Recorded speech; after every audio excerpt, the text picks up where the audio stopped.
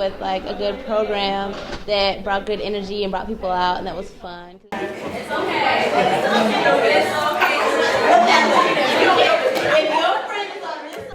I participated with Ashley Collins, who's a member of Zeta Phi Beta Sorority Incorporated, and I really enjoyed the program because it's something that I haven't seen at Winthrop yet. Okay, what is